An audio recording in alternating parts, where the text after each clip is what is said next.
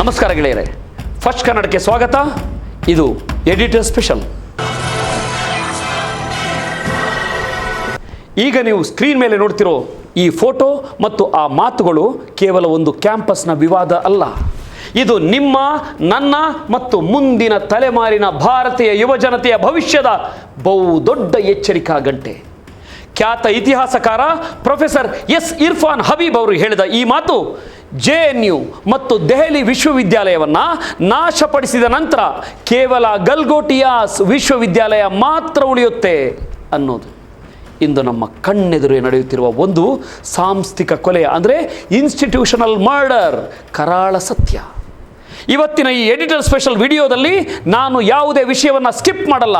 ವಿಮರ್ಶಾತ್ಮಕವಾಗಿ ಯೋಚಿಸುವ ಯುವ ಜನರನ್ನು ಸೃಷ್ಟಿಸುತ್ತಿದ್ದ ಸಾರ್ವಜನಿಕ ವಿಶ್ವವಿದ್ಯಾಲಯಗಳನ್ನು ಹೇಗೆ ವ್ಯವಸ್ಥಿತವಾಗಿ ಕತ್ತು ಹಿಸುಕಿ ಕೊಲ್ಲಲಾಗ್ತಿದೆ ಮತ್ತು ಅದರ ಜಾಗದಲ್ಲಿ ಗಲ್ಗೋಟಿಯಾಸ್ನಂತಹ ಎಳ್ಳಷ್ಟು ಬೌದ್ಧಿಕ ಆಳವಿಲ್ಲದ ನಕಲಿ ರೋಬೋಟ್ ನಾಯಿಗಳನ್ನು ತೋರಿಸಿ ಜಾಗತಿಕ ಮಟ್ಟದಲ್ಲಿ ನಗೆ ಪಾಟೀಲಿಗೀಡಾಗುವ ಖಾಸಗಿ ಸಂಸ್ಥೆಗಳನ್ನು ಯಾಕೆ ವಿಜೃಂಭಿಸಲಾಗುತ್ತಿದೆ ಅನ್ನೋದನ್ನು ಡಿಕೋಡ್ ಮಾಡೋಣ ಬನ್ನಿ.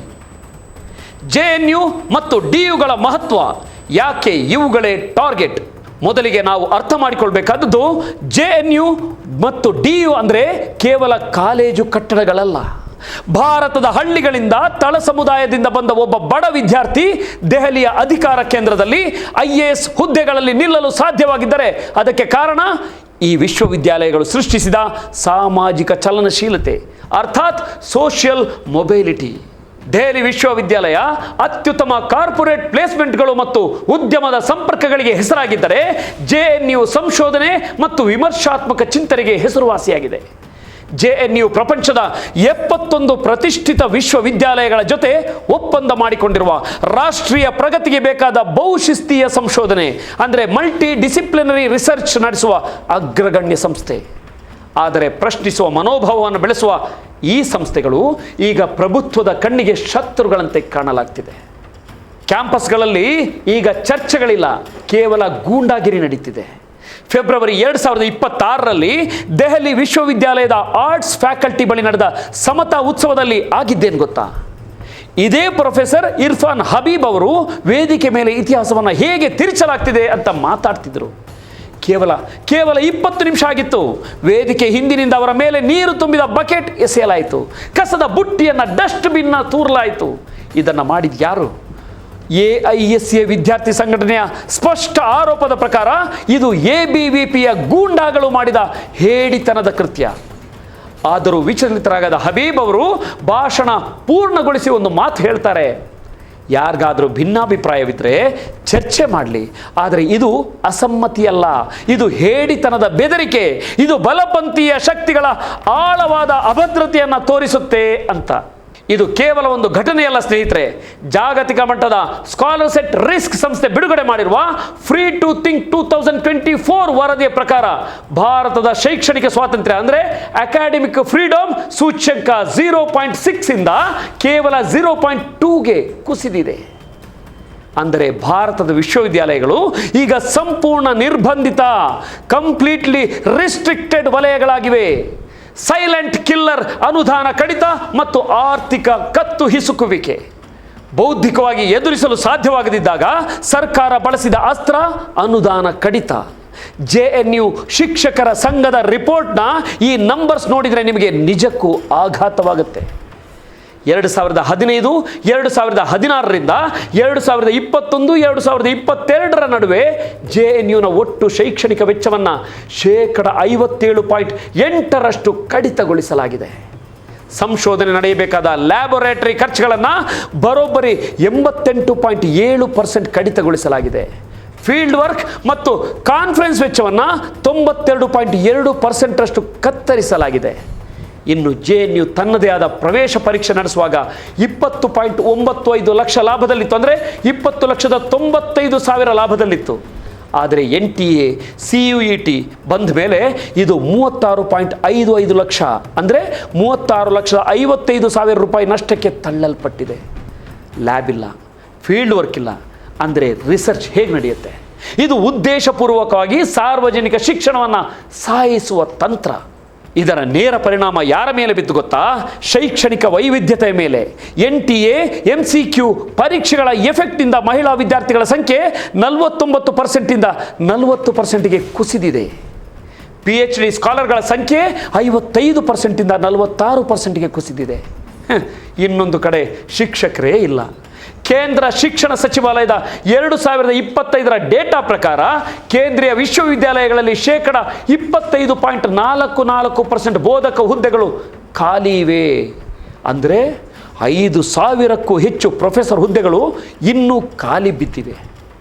ಇದೇ ಸಮಯದಲ್ಲಿ ಸಾಮಾಜಿಕ ನ್ಯಾಯ ಕೇಳಿದ್ರೆ ಫೆಬ್ರವರಿ 2026ರಲ್ಲಿ JNU ಉಪಕುಲಪತಿ VC ಶಾಂತಿಶ್ರೀ ಪಂಡಿತ್ ಅವರು ದಲಿತರು ಶಾಶ್ವತ ಸಂತ್ರಸ್ತ ಭಾವನೆಯ ಡ್ರಗ್ಸ್ಗೆ ಬಲಿಯಾಗಿದ್ದಾರೆ ಅಂತ ಅಮಾನವೀಯ ಜಾತಿವಾದಿ ಹೇಳಿಕೆ ಕೊಡ್ತಾರೆ.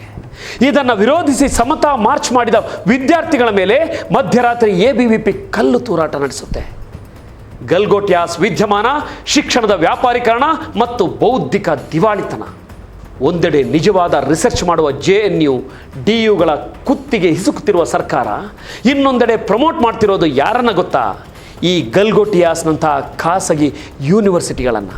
ಇವರ ಅಸಲಿಯತ್ತು ಇತ್ತೀಚೆಗೆ ದೆಹಲಿಯ ಇಂಡಿಯಾ AI ಎಕ್ಸ್ಪೋ ಶೃಂಗಸಭೆಯಲ್ಲಿ ಜಗಜ್ಜಾಹೀರಾಯಿತು. ಈ ಶೃಂಗಸಭೆಯಲ್ಲಿ ಗಲ್ಗೋಟಿಯಾಸ್ ವಿಶ್ವವಿದ್ಯಾಲಯ ಒಂದು ರೋಬೋಟ್ ನ್ಯಾಯಿಯನ್ನು ಪ್ರದರ್ಶನಕ್ಕೆ ಇಟ್ಟು ಇದು ನಮ್ಮ ಕ್ಯಾಂಪಸ್ನ ಅತ್ಯಾಧುನಿಕ ರಿಸರ್ಚ್, ನಮ್ಮ ತಂತ್ರಜ್ಞಾನ ಅಂತ ಫೋಸ್ ಕೊಟ್ಟರು. ಆದರೆ ಇಂಟರ್ನೆಟ್ ಜಾಣರು ಕೆಲವೇ ಗಂಟೆಗಳಲ್ಲಿ ಅದರ ಬಣ್ಣ ಬಯಲು ಮಾಡಿದರು.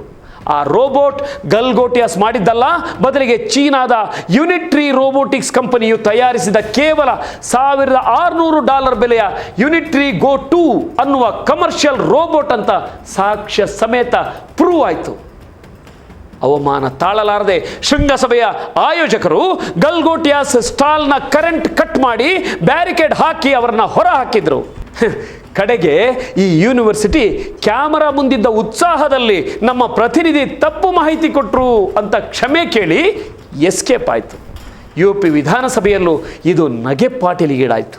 ಯಾಕೆ ಈ ಗಲ್ಗೋಟಿಯಾಸ್ ಮಾದರಿ ಅಪಾಯಕಾರಿ? ಯಾಕಂದರೆ ಇದು ಪ್ರಭುತ್ವವನ್ನು ಪ್ರಶ್ನಿಸಲ್ಲ. ಇವರು ಬರೀ ಆಡಳಿತದ ಭಜನೆ ಮಾಡ್ತಾರೆ.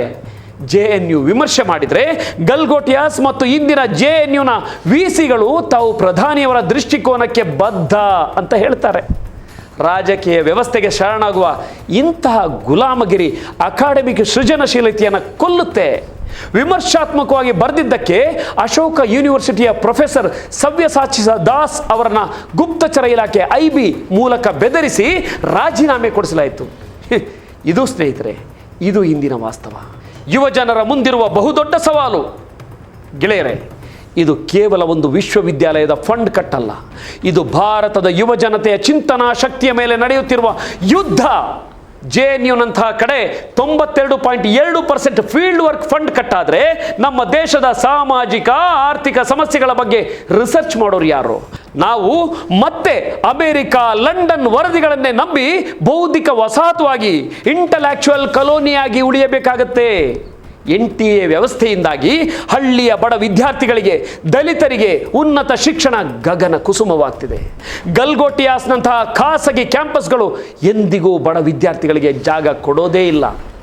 ಇದೆಲ್ಲದರ ಅಂತಿಮ ಗುರಿ ಒಂದೇ: ಪ್ರಶ್ನಿಸುವ ನಾಯಕರನ್ನು, ಸೃಷ್ಟಿಸುವ ಕಾರ್ಖಾನೆಗಳನ್ನು ಮುಚ್ಚಿ ಕೇವಲ ಕಾರ್ಪೊರೇಟ್ ಕಂಪನಿಗಳು ಮತ್ತು ಪ್ರಭುತ್ವ ಹೇಳಿದ್ದನ್ನು ತಲೆಬಾಗಿ ಕೇಳುವ ವಿಧೇಯ ತಂತ್ರಜ್ಞರನ್ನು ಮಾತ್ರ ಸೃಷ್ಟಿಸೋದು. ಪ್ರೊಫೆಸರ್ ಇರ್ಫಾನ್ ಹಬೀಬ್ ಎಚ್ಚರಿಸಿದ ಆ ದಿನಗಳು ಈಗ ದೂರವಿಲ್ಲ ಸ್ನೇಹಿತರೆ. ನಾವು ಈಗಲೇ ಎಚ್ಚೆತ್ತುಕೊಳ್ಳದಿದ್ರೆ ಪಬ್ಲಿಕ್ ಎಜುಕೇಷನ್ ಸಂಪೂರ್ಣವಾಗಿ ನಾಶವಾಗುತ್ತೆ ಮತ್ತು ಶಿಕ್ಷಣ ಕೇವಲ ಶ್ರೀಮಂತರ ಸೊತ್ತಾಗುತ್ತೆ. ನಮ್ಮ ಹಕ್ಕುಗಳಿಗಾಗಿ, ನಮ್ಮ ಶಿಕ್ಷಣಕ್ಕಾಗಿ ನಾವೇ ದನಿ ಎತ್ತಬೇಕಿದೆ. ವಿಡಿಯೋ ಇಷ್ಟವಾಗಿದ್ದರೆ ಇದರ ಗಂಭೀರತೆಯನ್ನು ನಿಮ್ಮ ಸ್ನೇಹಿತರಿಗೆ ಶೇರ್ ಮಾಡಿ. ಪ್ರಜಾಪ್ರಭುತ್ವ ಮತ್ತು ಶಿಕ್ಷಣವನ್ನು ಉಳಿಸುವ ಚರ್ಚೆಗಳು ಕಮೆಂಟ್ ಬಾಕ್ಸ್ನಲ್ಲಿ ಮುಂದುವರಿಯಲಿ. ಯಾಕಂದರೆ ಎಡಿಟರ್ ಸ್ಪೆಷಲ್ನ ಈ ಎಪಿಸೋಡ್ ಕೇವಲ ಸುದ್ದಿಯಲ್ಲ ಅಥವಾ ಸುದ್ದಿ ವಿಶ್ಲೇಷಣೆಯಲ್ಲ, ಅಕ್ಷರಶಃ ಚಳುವಳಿ. ನೋಡ್ತಾ ಇರಿ ಫಸ್ಟ್ ಕನ್ನಡ. ಆಗೋದಲ್ಲ ಒಳ್ಳೆಯದಕ್ಕೆ. ನಮಸ್ಕಾರ. ಜೈ ಹಿಂದ್, ಜೈ ಭಾರತ್.